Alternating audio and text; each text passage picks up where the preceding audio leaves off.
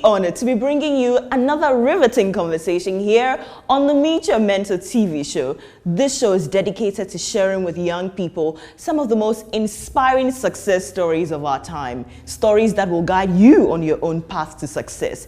And I'm proud to be your host. My name is Daniela Asariedu. We're coming to you from the Central University Mataheko branch.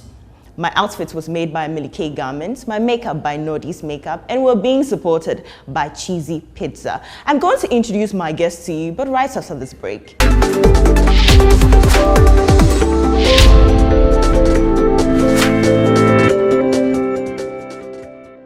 You're welcome back. Today on the show, we're having a conversation with an educationist, a chartered management consultant, a chartered professional administration consultant, a politician, a philanthropist, who's currently a technical economic advisor at the office of the Vice President of Ghana. Ladies and gentlemen, my guest today is Dr. Samuel Kwadwo Frimpong. Please. Hello. You're welcome. Thank you. Thank you, Dr. Frimpong, for allowing us to have this conversation. You're First of all, welcome. I'd like you to take us through your professional journey. Can you take us through your professional journey? Okay, so after school, I did my national service at the office of the Vice President, office of the President. By then, it was President Kufuor administration. But I worked directly under the late Vice President Alhaji Aliu Mahama. So I did my service with him. And after my national service, he retained me to work with him as one of his aides until 2008 when he left office. So when he left office, I also went out for my education to continue my education. And when I came back, I worked with a Chinese company. From there, it's called Nanjing Wonders, and from there, I joined Sikkim Manipal University, which is now called Academic City College, as a lecturer. And from Academic City College, I proceeded to University for Professional Studies, UPSA, where I lectured there till I got this current appointment as a technical economic advisor at the Office of the President, specifically the Vice President's Secretariat. Okay, that's definitely a rich history. Can you tell us what background you came from, or what kind of upbringing you had, that, and what effect or how that had shaped you into the man you are today? Yeah, I started my life journey from a small community. It's a little bit bigger now. I mean, it was a small community those days, and that's called Amejope in the Volta region. I was born in Accra here though, but when I was about 3 years old, I was taken to Amejope to stay with my grandmom. So that's where I schooled. I had my primary education at Amejope in the Volta region. From there, I proceeded to Bankwe PGSS in Ho. Then I would do my secondary school. And then from there, I went to UDS, Nyankpala campus. So education-wise, in brief, that has been my education journey before I went outside for my master's and PhD. But back to your question, the community that I stayed, or where I grew up, actually helped me a lot. That's Damejope.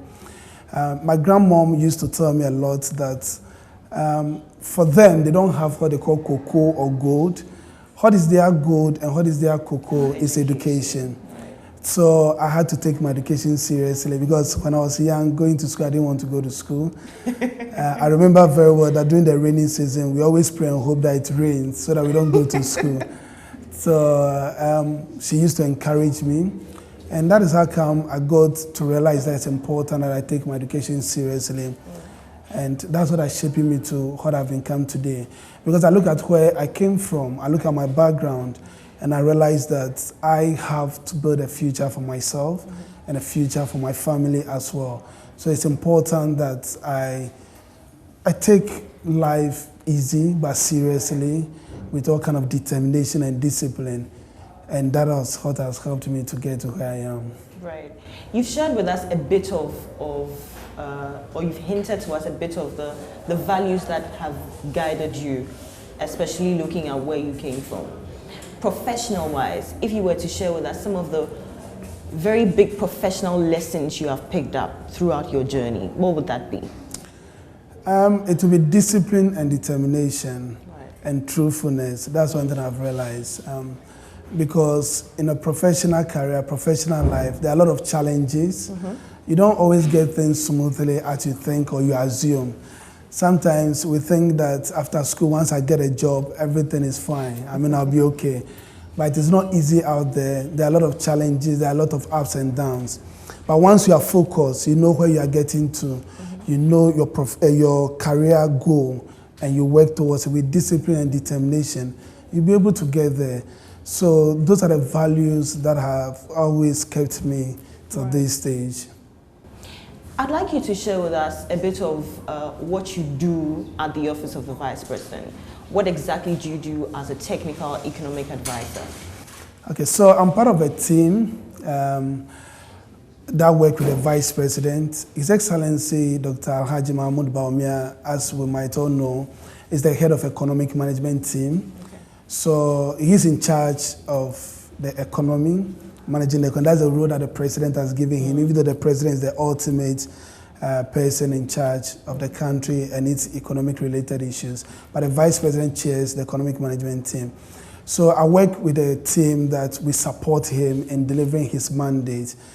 We helped with research, we helped with policy formulation, and we help with the things that he assigned us to do. Okay. We don't work for ourselves, we work for him, we work based on his direction, right, and the directives that he gives. So that is what I do. So I work with a team that helps in achieving the objective of the vice president. I saw an article in which you spoke about the NAPCO program. So I'm assuming that you also engage in a lot of policies that have to do with the youth and youth employment, etc. From where you sit, what do you think the issue is when it comes to employment or unemployment issues in this country? When it comes to the issue of unemployment, it's quite tricky and quite challenging. I say so because we find ourselves in an environment, in a culture, that we assume that you only consider yourself employed if you're working for the government. Yeah. So people work even within the private sector, and if you ask them, where are you working, they said, I'm not working. Because they assume that the only way to be considered employed is when you're working for the government.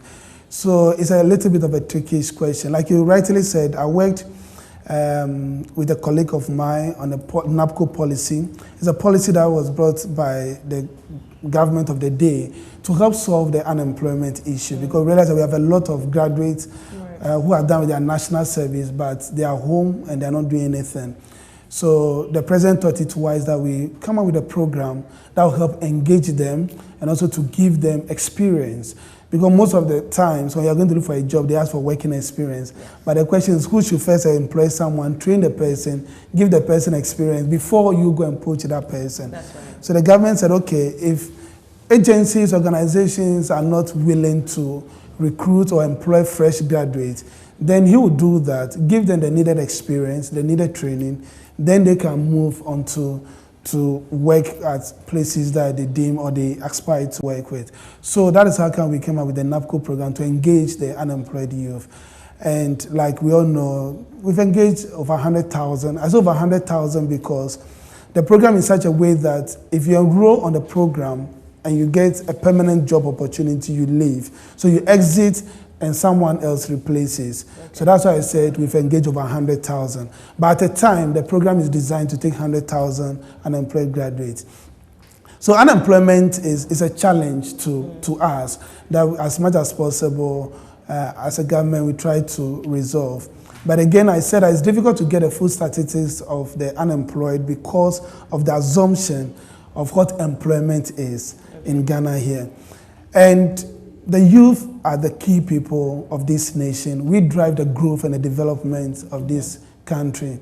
So if the youth are not employed, if they are not engaged in jobs that will help with the development of the country, then it becomes a challenge. Now, if you graduate from school and you don't get a job to do, there's also becomes a challenge. Then the question is, why did you go to school? Because school is supposed to shape you, education is supposed to shape you and prepare you for the job market.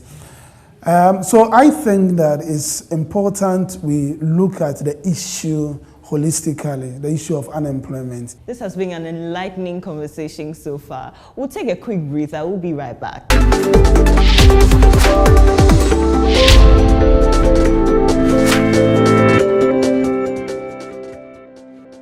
Yeah, welcome back. This is the Meet Your Mentor TV show. My name is Daniela. We're having a conversation with a technical economic advisor at the office of the Vice President, Dr. Samuel Kwejo Frimpong. Thank you once again for allowing us to do this.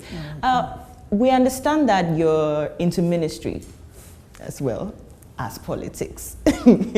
Now, those two areas are quite, in very different worlds. How have you married the two? How difficult or how easy has it been to be a politician and a man of God? Anyway, thank you. You reminded me of those days in school. Back in the university when my colleagues used to call me pastor politician. Because a lot of people do not really understand why you should say that you are serving God at the same time also doing politics. But I think it's all about the negative perception we have about politics. We assume that politics is evil, and we assume that religion is good. So we can't just foresee religion and politics, which is good and evil, coming together. But I think that is a wrong perception. Okay. Politics is about service. Okay. Religion is also about service. So we are all in the same field. We are all doing the same thing. It is just a different name that is given to it, and the way it is manifested and the way it is practiced, which is quite different. Otherwise, we are all trying to see how best we can better the life of people. So I don't see any difference in it. I preach the word of God for people to be saved. At the same time, I also practice what I preach when it comes to politics, because I'm there to serve people. When people say that politics is evil because they assume of the evil, the juju, and those kind of things, I say that it's all over. It's in every profession. Just tell me what you think about politics. What kind of things you think happens in politics? For which reason you think politics is bad? And compare to any other profession, see if that thing doesn't happen in that profession. And I always say that even in religion, people envy each other. There are people who feel that this senior pastor is becoming more popular than I am. Let me bring him or her down. It happens even in the church. It happens in the ministry. And the same thing happens in our profession. I worked in the corporate body before. I know how it works there. You have a director, you are deputy director. You even wish the director dead so that you take up his position. So how different is that from politics? And people say politicians lie. But interestingly enough, we all lie. People lie all the time. And it's not only politicians. The only thing is that of the politician is said on stage. It's assumed that it's being said on stage at rallies, that everybody hears about it. But what's the difference between what is said in public and what is said in private? they are all lies. It's the same thing. We lie in our organization. We still, there's a politician still, but we also work for people, and we still, I'm not justifying it. Right. It is wrong. What is wrong anywhere is wrong everywhere. So it is wrong, and that's the point I'm trying to make. So for me, when people talk about politics and religion, they feel that, you're a fine gentleman, a Christian, why are you doing politics? And I'm like, is politics meant for evil people? Is politics meant for bad people? And what is politics? They are the people who are going to govern you. So if you sit down and you say that, look, I'm a clean person, politics is dirty, I'm not going to do it, then you're allowing the dirty people, the perceived dirty people, to go and do it, and don't make the rules for you. And you, the clean person, you're supposed to abide by that rule. And I believe that there's no difference. It's all about service. It's all about you, the person that is serving. That you have to make sure that you serve right, either in the church or in the political world. Right. Let me put you on the spot. What's your perception about politics in this country? Politics in this country, my perception is the fact that people think as a politician you're capable of doing everything, including changing a man into a woman. that is how I've seen. And I think that is a very bad perception. Because for that reason, if you need a job now, you assume that if you don't get a politician to help you, you won't get that job. Okay. Whilst it is not always like that. So I think that And that's the reason why sometimes we think politicians have disappointed us, because of the expectations that we have. And some of these expectations are beyond them. And because some of them will not tell you that this is beyond me, once the expectation is not met, you assume that the person has deceived you or the person has disappointed you. So I think that it's important we see politicians as people in public service. So they are there to serve. And as we see them as people in public service, our expectations will not be that much. And if those expectations are not met, we will not be so much disappointed. If any young person in our audience today said they wanted to go into politics, what would you tell them? I'll say it's a good thing. I mean, it would be bad for me to say that it's not good. I started politics whilst I was young, back from my university days. I started student politics. I mean, I was USAC president, and from there, TESCOM president. So I've been in politics whilst I was young. Okay. And anyway, I'm still young anyway. So it would be wrong for me to say that a young person should not go into politics. But the only thing I would say is don't go into politics with a bad mindset. If I say a bad mindset, don't go into politics with a mindset of going to make money. Yes, which is very, very important. Because if you have that mindset, when you go in, all that you're thinking about is how to make the money. And if you're not careful, you will fall into a bad trap, and that will also affect you for life. So go in with a mindset that you have the passion for that, for the politics, you have the passion to serve. And irrespective of what people say or think, once you know you're on the right path, you just go in to do it. So for me, and for any young person who wants to go into politics. Has your journey been successful throughout? I'm sure that you can share with us some very low moments in your life, or moments where you felt that this, maybe not a failure, but you haven't been able to accomplish a certain goal or target. Can you share that with us? Yes, life, no matter how it is, it's never smooth. I mean, there are challenges, and I believe that the challenges are there for two reasons. One is to give us the needed experience in life, because if you don't have any challenge, you will not have any experience to share. You don't have any testimony to share. And the second thing I believe is also for God to manifest His power in our lives. Because if there are no challenges, how will you know that this has been done by the grace of God and not by your own strength? Yeah. So my life has also been same, and it's been quite challenging. You could see where I started my education. And I remember when I finished SS, at a point I was scared I would not be able to continue again because of the academic challenge that I had. Academic challenge in the sense that the elective that I chose, when I wanted admission to the university, I was told that those electives are considered to be 2 instead of 3, and therefore I do not meet the criteria. And I didn't know, because as at the time I graduated from the university, you have to stay at home for about 2 years before you go to university. So I stayed home for the 2 years hoping that I'll go, and just for me to be told that no, you do not meet the criteria. I have the option of going back to write another elective that I do not study to make up for the 3 electives. So education-wise, it'll be quite challenging, but by the grace of God, I've been able to sail through to my PhD level. Professionally, it's been so. I mean, the fact I did my national service and I worked with the former Vice President, the late Vice President, Alhaji Aliyu Mahama, it didn't mean that everything was smooth for me.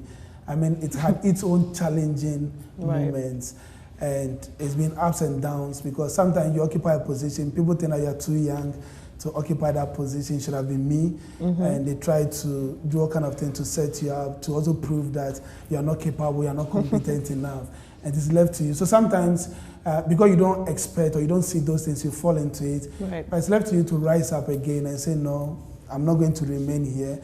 I have to rise up and move on. So I also had my few ups and downs, both professionally and academic-wise. But like I said from the beginning, once you are determined, you have a goal ahead of you. Once you are determined and you work towards that goal, you'll be able to achieve what you intended to. If you had the opportunity to speak to the 20 or the 25-year-old you, what would you tell him?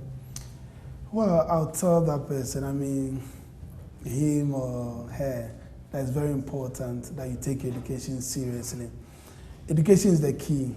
we've gotten to a stage that if you're not careful, a time will come. Like if you want to be a cleaner, they'll ask for your certificate. Sure. These days, wherever you want a job, they ask for your CV. And what goes on the CV is your education. That's what will give you the working experience. So at the age of 25, I'll tell that person that this is the time that you are young, you are energetic, concentrate on your education.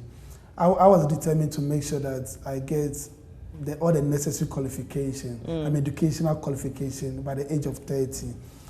By the grace of God, I was able to work towards, I served the PhD that I had at the age of 31, which beats me by one. The reason being that once you have those qualifications, now you concentrate on building your career. Okay. So, because sometimes it's not easy, Sure. working and at the same time going to school. Yeah. At UPSA, I was lecturing graduate students, and I saw how tedious it was. Because in the evening, they'll go to work, close, and now come to school, because that's the time they're chasing their masters.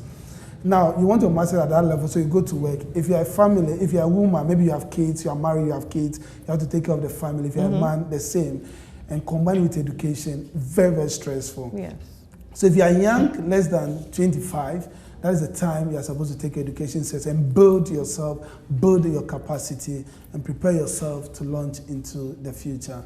And I also say that we should not just be chasing non-existing jobs. Entrepreneurship is very, very important. I've always encouraged people to learn to be your own. There's always something that I tell the final year student for the past 7 years that I was lecturing. And I always ask them, have you ever seen any wealthy person or a very rich person that works for anyone? You can think all over the world. All the rich people, there are people who work for them. They don't work for anyone. Wow. This has been absolutely enlightening. Thank you so much, Dr. Frimpong, for giving us the opportunity to do this. We will take a couple of questions from our audience. Okay, Dr. Frimpong, please, for your position at the Vice Presidency, do you have an upcoming policy for young entrepreneurs who are looking forward to making it in the job market? As a government, I won't say where I work, because we work as a team, we work as a government. As a government, we have a lot of policies, a lot of support for entrepreneurs. We have agencies that are dedicated towards that. We have National Youth Entrepreneurship Program, for instance, that supports people who want to go into business, young entrepreneurs. We also have venture capital, which is also there, assisting those who want to go into business, depending on the kind of business that you want to do. NAPCO, as she mentioned, within the NAPCO framework, we also have some aspects. We have what we call the exit plan for the NAPCO. And as part of that exit plan, we will accept proposals of people who want to go into their own businesses, entrepreneurs. We assess it, and then the government will give you the needed support to be able to go into that business that you want to do. But with the NAPCO program, it will not be just an individual, to be a group of people. So we have all these policies there that are available to take advantage of. Unfortunately, because we don't research, we don't find out, we don't take advantage of some of these things that are available. But it has been there. The government has made provision. Every year we have budgetary allocation, money set aside for entrepreneurs to be able to have access to those things. Sometimes it's not just the physical cash that they'll give it. Maybe an existing business, and they could come and give you free training. As part of the government package, you could be given training. They might want to expand your business by providing you with equipment and materials, the raw materials, and other things that you need. Right. Thank you so much once again. This has been absolutely enlightening.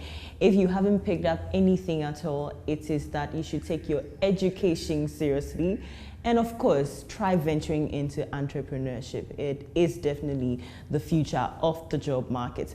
Thank you so much for doing the viewing at home. My name is Daniela, and we came to you from Central University Matahiko campus. My outfit was made by Milike Garment in Darkuman. We're being supported by Cheesy Pizza, and my amazing makeup was done by Nodi's Makeup. Thank you once again, and we'll come your way same time next week with another inspiring conversation. Until then, do take care.